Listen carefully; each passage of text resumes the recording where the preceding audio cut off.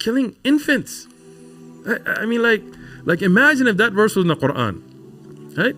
Women covering up is in the Bible. Is it? Yes, What? yes. So interesting, because certain media outlets portray Islam as violent, but you're saying the complete opposite. Well, I mean, that's the thing. I mean, there are Muslims that are violent. I'm not going to deny that. I believe in being real, right? There are Christians that are violent. There are Jews that are violent. There are Hindus that are violent. I mean, who started suicide vests was the Tamil Tigers, which are mostly from Hindu backgrounds.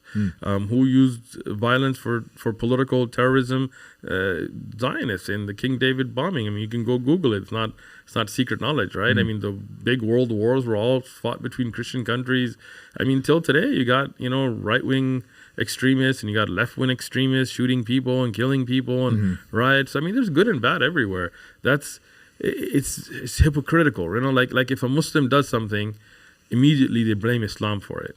But if a Christian, like you saw the shooting that happened in the Latter-day Saints church, which are called Mormons usually, where a guy with Trump stickers, and he's Christian himself, big American flags, took his white pickup truck and rammed it, took his AR and shot up the place. Yeah. But they never mentioned his religion. Like, it was just, he was disturbed. But imagine if that was a Muslim. Like, if that was a Muslim wearing a turban and had an AK, would have been everywhere. Exactly, right? Exactly. Yeah. Like Maduro is a Christian from a 98% Christian country who uses the Bible in his speeches. There's pictures and videos, right? But when they arrested him, they didn't mention that, right? No. But if that was Saddam was a secularist. He didn't even care about religion. He was a Ba'athist, absolute socialist, communist-looking guy. But immediately they put Islam on trial because 100%. Like when the KKK burns a cross in your yard, nobody says, hey, these are Bible-thumping Christians. They just say, oh, they're crazy. They are crazy, as ISIS is crazy. I condemn ISIS. I condemn any terrorist organization, whether Christian, whether Muslim, whether Jewish, whether atheist, whatever they mean. Anybody that kills innocent people, I condemn it. And the Quran condemns it. And Islam condemns it. And I believe Christianity condemns it. If I want to take verses out of the Bible and misquote them, I can all day long. I can show you verses about killing children, about massacring old people.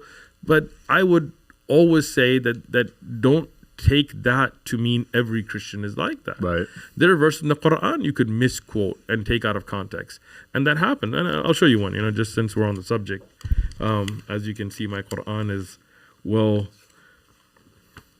tabbed up as well, right? So this is in a chapter called Anfal, which is about a war that was going on when the Muslims were driven out of their houses and attacked. And it says, and prepare against them whatever you are able of power and the seeds of war, by which you may terrify the enemies of Allah and your enemies, and others beside them whom you know and whom Allah knows, and whatever you spend in the cause of Allah will be paid back, and you will not be wronged, right? So people use this, the verse of the sword, look, they're saying, prepare for war and enemies, right? But this is verse number 60, and this is chapter number 8. If they read verse number 61, it says, and if they incline towards peace, then incline towards it and rely upon Allah. And Allah is indeed all-hearing, all-knowing. So what is it telling you? If somebody's attacking you and driving you out of your houses and killing your women and children, yes, defend yourself. Prepare yourself. Don't turn the other cheek because they're not going to ever let you live. But if they want peace, then don't fight them. Then incline towards peace because that's what Allah wants, is for you to have peace. So what do? They read one verse and they leave the other one out of context. And that's 100%. Wrong. And I mean, if we were to do the same thing with the Bible, right? That's what I'm saying. If you want to be fair about it, then you can see, let's see.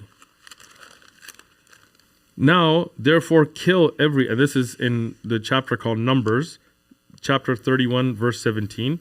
Now, therefore, kill every male amongst the little ones, and kill every woman who has known a man intimately, but keep alive the young virgins, young girls for yourselves who have not known a man. Massacring every man and every woman that's been with a man, but keeping the virgins for you to gang rape amongst an army, right? Again, there's context. I'm not saying that every Christian believes, but I'm saying is if you're going to cherry pick like that, we could do it all day long too. Yeah. But what benefit is that? And that's how a lot of these debates go. Exactly. And that's why they're useless. Like, look, if you want to educate yourself, you really want to discuss something, I'm more than willing. But if you're just out there trying to promote your Patreon and look, I don't get paid for this. Like we are here. on our own dime. Right? You work a regular job. I work a regular job. I work in quality and regulatory as a consultant for companies that are getting their ISO certification and so on. I don't have a Patreon. Our channel is not monetized. You know, we have monetization on just to block ads, but our videos are not monetized. We have 1.3, 1.4 million subs. Our videos, we have shorts that have like 30, 40 million views. You could be making millions. We could be literally making millions every year, but we don't make a dime. Why? Because we're not doing this for money. We're not trying to promote ads that have things that are not good for the society that we're out there. We're here to spread a good message that, look, you can be the best version of yourself. You can change your life. You can better your life.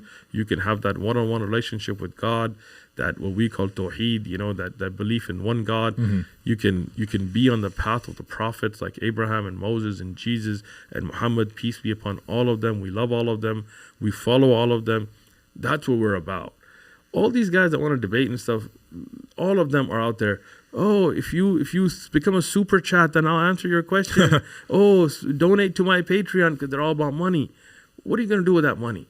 You know you're lying. You know you're just trying to cause conflict. You know, when you see somebody on a stream eating the Quran, like what's the point? Yeah. Or urinating on one, or burning one, right? Like what are you promoting? I would even put the Bible on the floor out of respect. Wow. Yeah, as a Muslim, we don't put the Bible on the floor.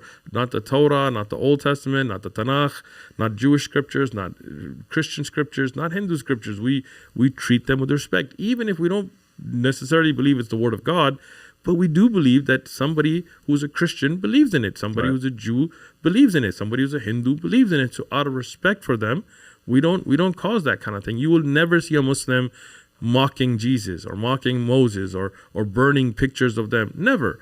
Why? Because that just causes conflict. We would never do that. And at the same time, right now, you have people that are running for Congress, people that are running for Senate, people that are elected officials burning Qur'ans, having Qur'an burnings, and, you know, trying to instigate that if a Muslim did something like that, it would be like World War VIII or something, right? Right. But it's all right, because like you just spoke with Sunny and them, people like that are becoming Muslim every day. Even with all the bad publicity and all the media and all that against us, Islam is still growing. So, yeah, they're really demonizing you guys. They're demonizing Sharia law. See, that's another funny thing, right? Sharia law. The funny thing is that just means law. Because the word Sharia means law. Oh, right? really? Like Sharia is not like even the American law in Arabic would be called Sharia, right? The American Sharia, right? And, you know, when you talk, like let me show you something, right? This is the Bible, right? I mean, they talk about apostasy laws, right? But if I was to open up the Bible, and this is the Old Testament, so this is something that, according to Christians and Jews, were the laws of God at a time, right? You will find things that everything they criticize Sharia for, you will find here, right? And I'll show you right now. This is in Deuteronomy chapter 13, verse 6. It says, if your brother or the son of your mother or the son of your daughter or your wife of your bosom or the friend of whom is it of your own soul secretly entices you saying, let's go serve another God, meaning the apostate, right? Then what does it say? You do not pity them. You do not conceal them. You shall not consent to them or listen to them. Your eye shall not pity them. You shall not spare them or conceal them, but you should surely kill them, unalive them, in case you want to edit this. You know, you want to unalive them, and your hand will be the first against them and put him to death. For afterwards the hand of all of the people, you shall stone them with stones until he dies, right? The apostasy laws are in the Bible, right? I mean, have you ever heard that? I never knew that. I knew it was in the Quran, but not the Bible, actually. Exactly. And the funny thing is, that's not in the Quran. Oh, it's not? It's not. What? They always talk about that. It is not. There is no verse in the Quran that says you kill an apostate. Really? Right? There are ahadith, but it's not in the Quran. But everybody thinks it is because this is the media frenzy, but it's actually in the Bible. Wow. I have the verse in front of me. That's actually nuts. Now let me show you a couple more, right? Which, I mean, I don't even know how people sleep with looking at this, right? This is in 1 Samuel 15:3. Right? I'm giving you chapter and verse. It's not like trust me, bro, or take my word for it. It says, now go and attack Amalek. And again, this is according to the people of the Jewish faith. This is God of Moses. According to the people of the Christian faith who believe Jesus is God, if that's what they believe, then this is Jesus ordering this to the people of Israel. Go and attack Amalek and utterly destroy all that they have, and do not spare them, but kill unalive both man and woman, infant and nursing child, ox and sheep, camel and donkey. Killing infants. I mean, like imagine if that verse was in the Quran, right? Women covering up is in the Bible. Is it? Yes, What? yes. Oh, I got you, bro, man. This is nuts to me. See, this is why I'm glad you brought me. Woman covering up. Yeah. In the New Testament, by the way. It's not even the Old Testament, right? Okay, this is 1 Corinthians chapter 11, verse 5. But every woman who prays or prophesies with her head uncovered dishonors her head, for it is one and the same as if her head were to be shaved. For if a woman is not covered, let her be shorn. But if it's shameful for a woman to be shorn or shaved, let her be covered. A woman cannot pray or prophesy without not just her body, but even her head, her whole self covered. And if it's not, according to the Bible, her head should be shaved. Wow. Right? It's right. So, women are supposed to be silent according to the Bible. They're not supposed to. This is right here in the same chapter, 1 Corinthians, chapter 14, verse 34. I keep the receipts. Yes. Let your women keep silent in churches, for they are not permitted to speak, but they are to be submissive, as the law also says.